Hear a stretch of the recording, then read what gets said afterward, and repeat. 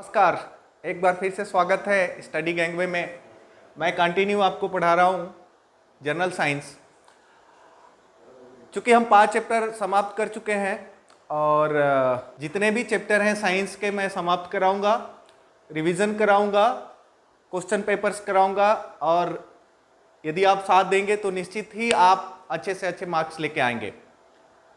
ज़्यादा समय न लेते हुए मैं चलता हूँ आगे। अभी तक हमने 5 चैप्टर पढ़ लिया है, अब अगले चैप्टर में चलते हैं।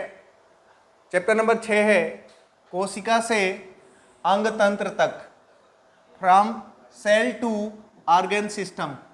यानी कोशिका, छोटे से छोटे पार्ट, कोशिका से अंग तक हमारा शरीर कैसे बना है, इस चैप्टर में हम आज पढ़ेंगे।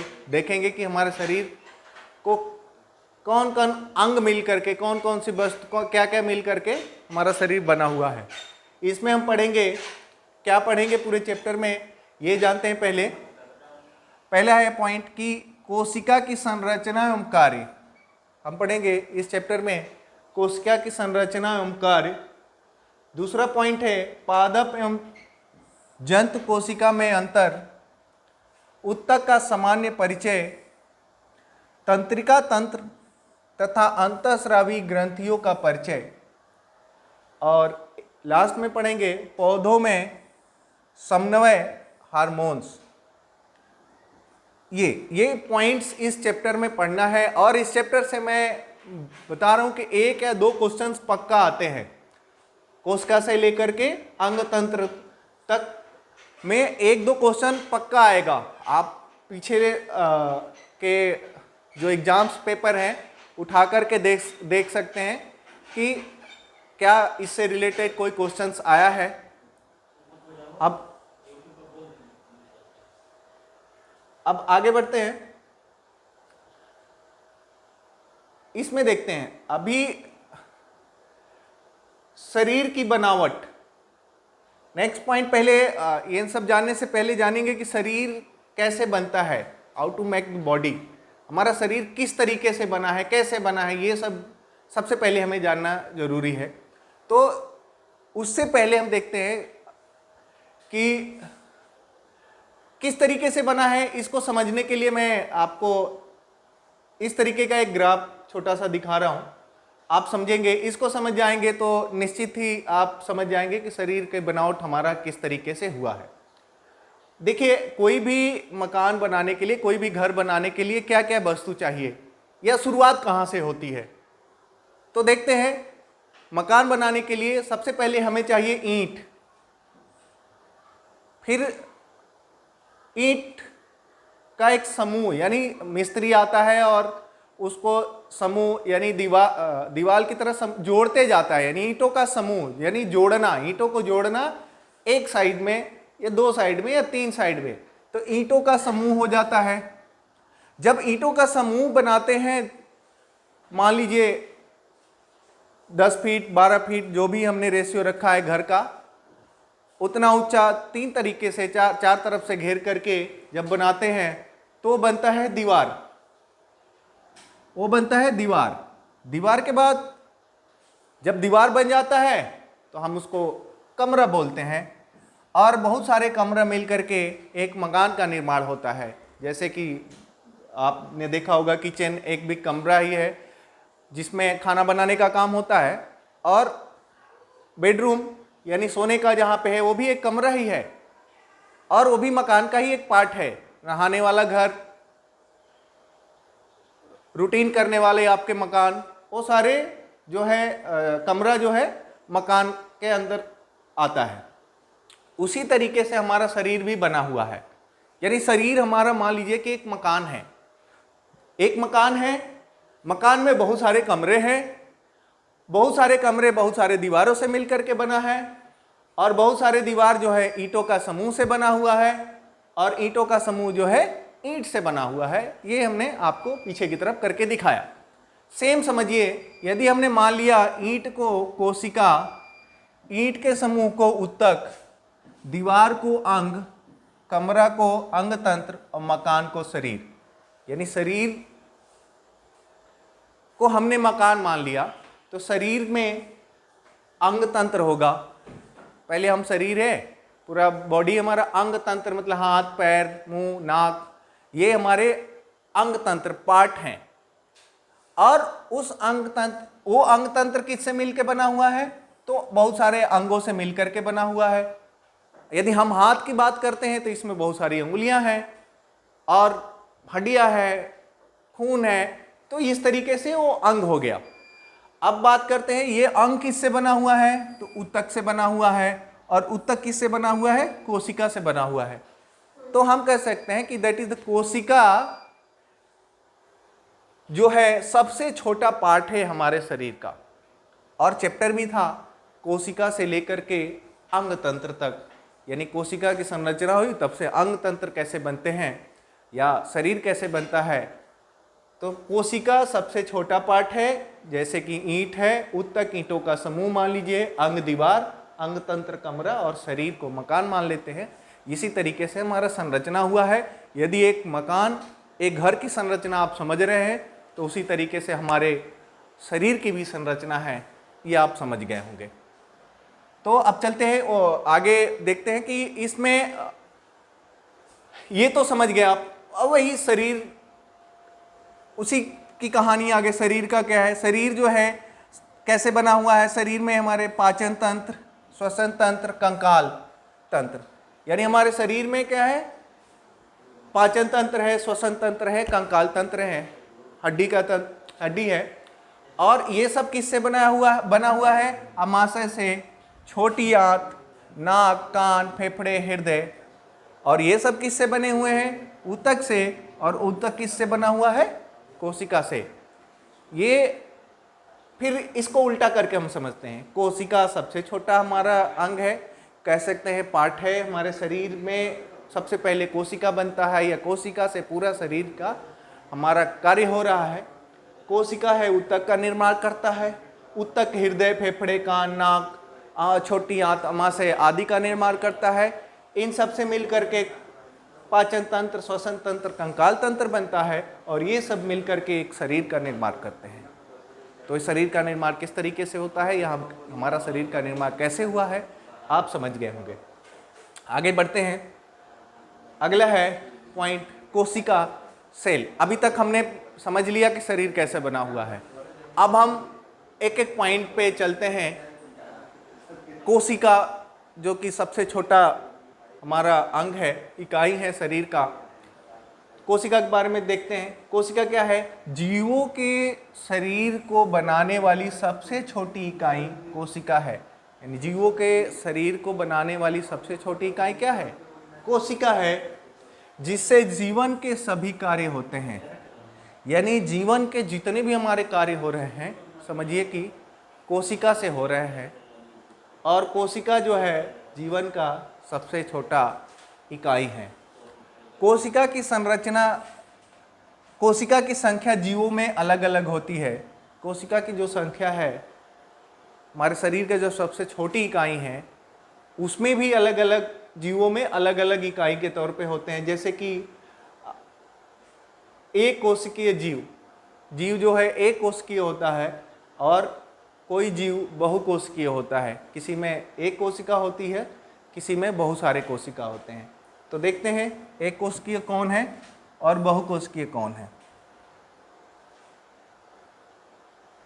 देखते हैं एक कोशिकीय जीव, यानी एक कोशिकीय जीव कौन कौन से हैं? तो वो है अमीबा, ये है पैरामीशियम,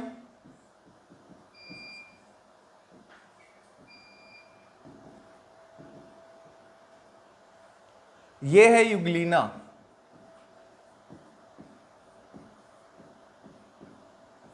आप समझिए ये तीन जीव या और भी ऐसे बहुत सारे जीव हैं जो कि एक कोशिकीय है, जिनमें हम मुख्यतः देखते हैं अमीबा है, पैरामीशियम है, यूग्लिना आती हैं।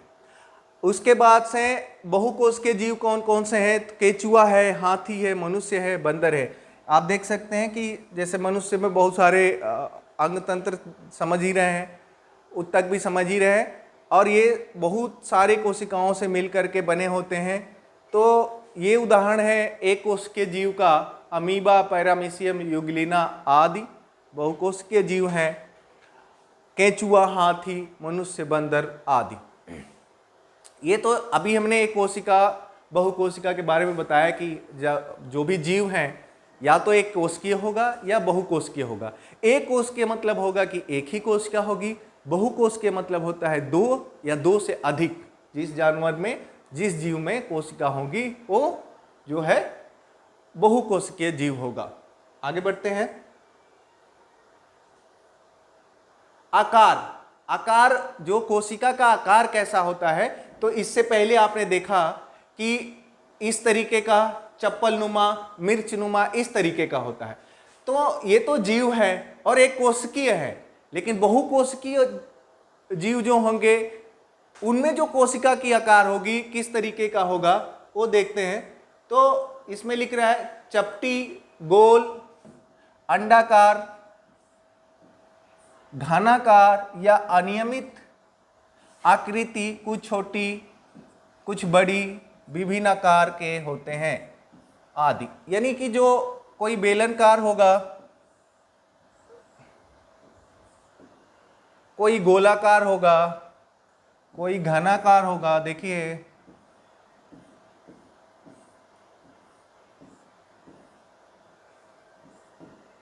इसमें ऐसे रहेंगे उनके पार्ट्स, और ये कोशिका है, यानी अनियमित आकार है, कोई निश्चित आकार नहीं है। कोशिका का कोई निश्चित आकार नहीं होता, या तो गोला हो सकता है, घनाकार हो सकता है, अनियमित हो सकता है। तो क्वेश्चन आ सकते हैं कि कोशिका का आकार कैसा होता है, तो उसमें ऑप्शन रहेगा गोल, चपटा, अंडाकार, अनियमित। तो आपको बताना है अनियमित होता है। नेक्स्ट चलते हैं। सबसे बड़ी, कुछ और जान लेते हैं बातें इससे।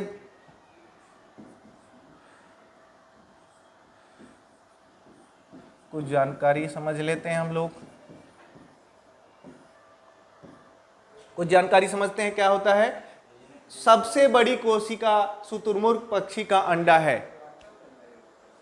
सबसे बड़ी कोशिका किसका है? शुतुरमुर्ग पक्षी का अंडा है। तो यहां पे देखते हैं कोशिका कैसा होगा, अंडाकार हो गया। और कोशिका शरीर का सबसे छोटा इकाई है। तो आप देख सकते हैं कि जो शुतुरमुर्ग का अंडा है इतना बड़ा होता है, और हमारे शरीर की कोशिका सूक्ष्मदर्शी से देखी जाती है।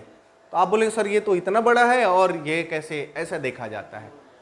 क्योंकि उसको हमने कोशिका माना हुआ है, एक कोशिकीय है। वो कोशिका जो है शुतुरमुर्ग का जो पक्षी का अंडा है वो सबसे बड़ा कोशिका है।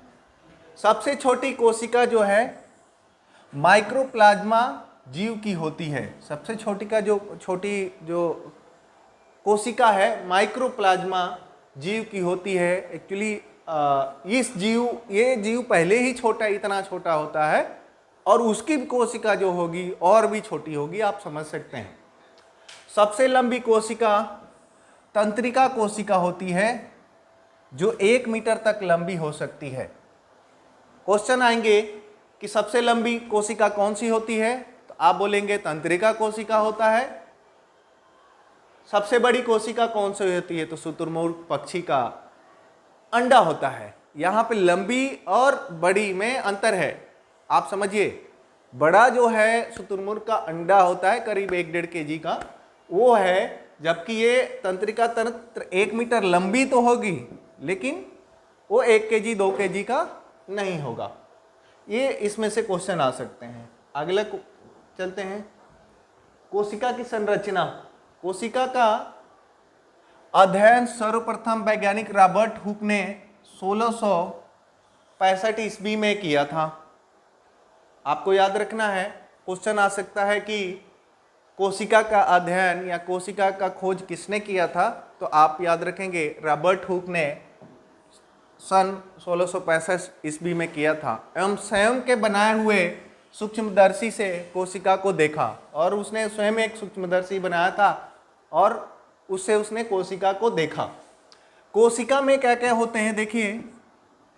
कोशिका में जो है आपका कोशिका झिल्ली, केंद्रक तथा कोशिका द्रव्य 3 भाग होते हैं। कोशिका झिल्ली, केंद्रक तथा कोशिका द्रव्य, ये 3 भाग होते हैं कोशिका में। क्वेश्चन आ सकता है कि कोशिका में क्या क्या होते हैं, तो आपको याद रखना है कोशिका झिल्ली, केंद्रक तथा कोशिका द्रव्य। संरचनात्मक दृष्टि से यदि हम देखें, संरचनात्मक दृष्टि से पौधे एवं जंतुओं की कोशिकाएं अलग अलग प्रकार के होते हैं। संरचनात्मक दृष्टिकोण मतलब कि बनावट की दृष्टि से हम देखें और पूछा जाए कि क्या जंतु के और पादप पौधों के कोशिका एक ही जैसे होते हैं, तो नहीं, आपको बताना है कि अलग अलग होते हैं या अलग अलग प्रकार के भी होते हैं। अगला देखते हैं, अगला तो अलग होते हैं और उनके क्या क्या काम है इससे भी पता चल जाएगा कि क्या क्या होते हैं, किस तरीके से वो काम करते हैं। ये देखते हैं प्रमुख कोशिकांग एवं उनके कार्य। कुछ प्रमुख कोशिकांग हैं यानी कोशिका के अंग हैं और उनके कार्य हैं, अलग अलग कार्य हैं, कौन क्या करता है ये देखते हैं। कोशिकाओं में कोशिका झिल्ली, केंद्रक और आदि कोशिकांग पाए जाते हैं। अभी मैंने बताया कि कोशिका में कोशिका झिल्ली, केंद्रक एवं कोशिका द्रव्य होता है, इसके अलावा और भी बहुत सारे अंग पाए जाते हैं, तो समझिए। और इसमें हम देखते हैं कि उनका क्या क्या कार्य है। कोशिकांग उनके ये प्रमुख हम बात करते हैं, करीब 12-13 हैं, 12-13 है जिनका प्रमुख काम है। ऐसे तो बहुत सारे कोशिका, पादप कोशिका के अलग, किसी किसी जानवर के कोशिका की जो गुण और आकार या फिर कहें कि उनका कार्य अलग अलग होता है।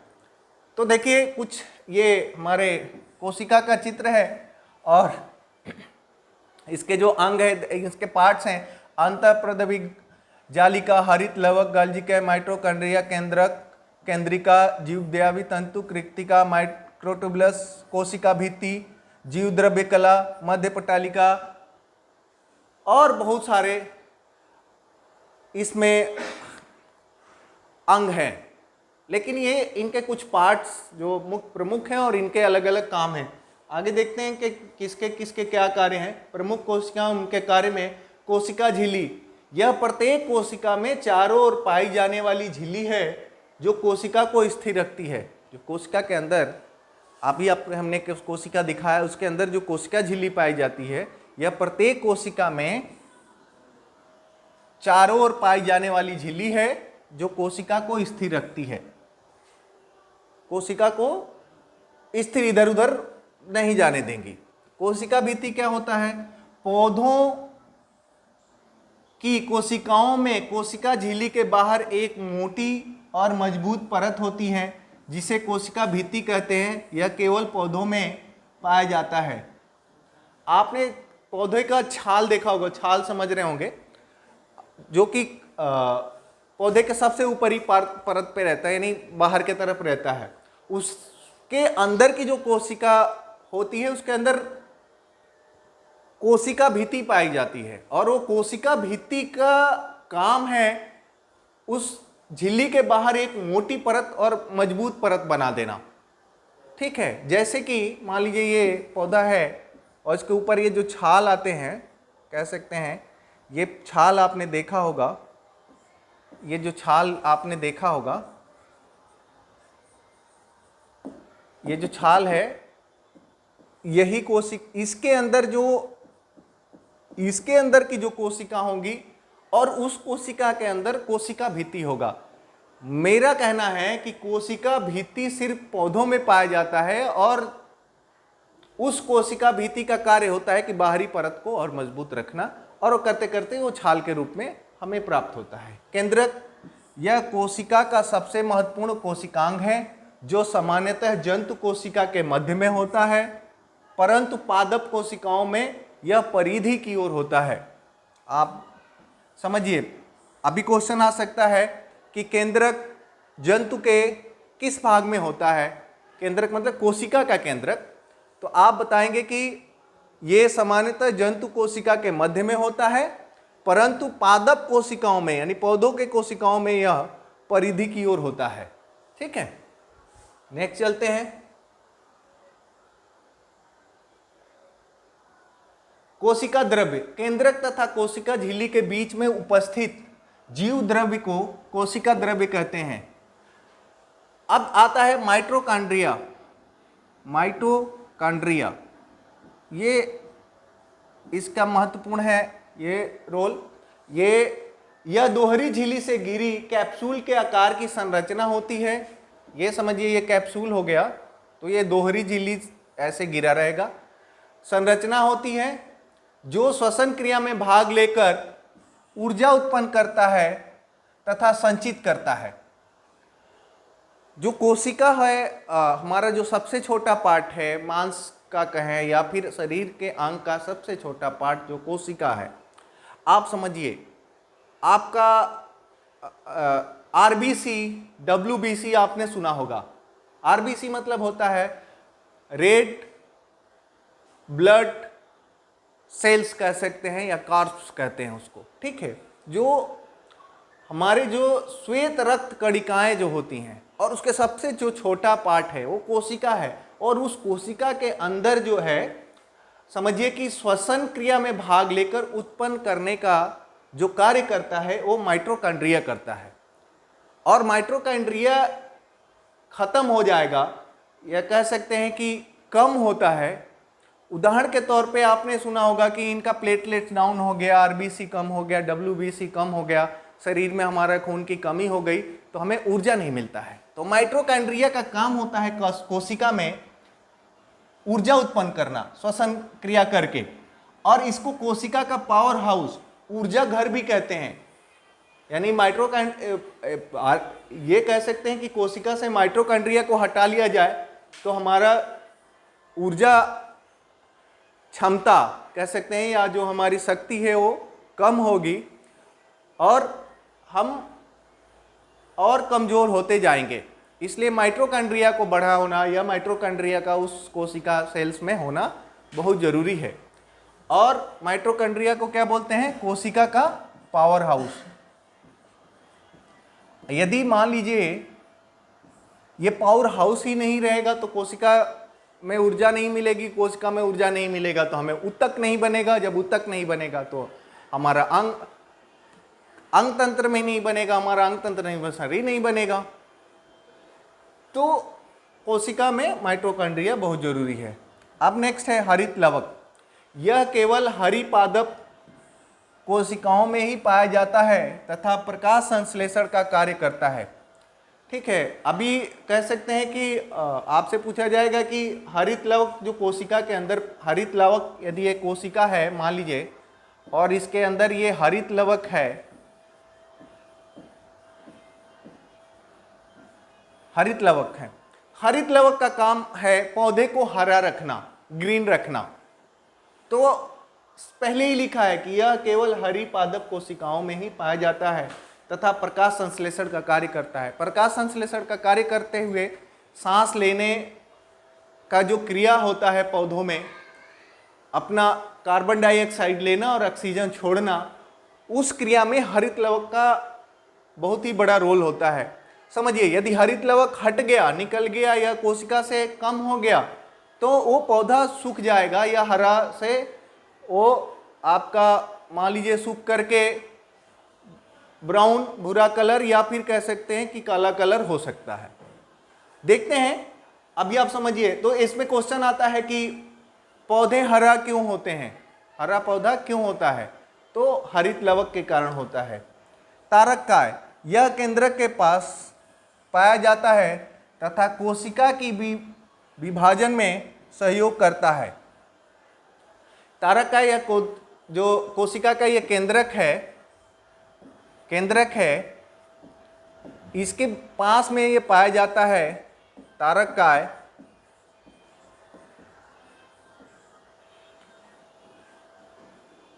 और कोशिका विभाजन में यह सहयोग करता है।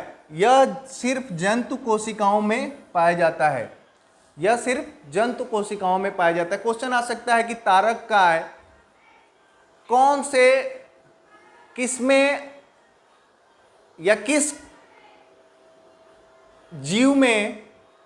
जीव के कोशिका में पाया जाता है? तो आप कह सकते हैं कि जंतुओं में मुख्यतः पाया जाता है, पादप में पाया जाता है या फिर जंतु में पाया जाता है। तो आप जंतु ऑप्शन लगाएंगे सही। नेक्स्ट है रिक्तिका। यह पादप एवं जंतु दोनों कोशिकाओं में पाई जाती हैं, परंतु पौधों में एक बड़ी रिक्तिका केंद्र होती हैं, जबकि जंतु में कोशिकाओं में छोटी छोटी अनेक रिक्तिकाएं कोशिकाओं में बिखरी होती हैं।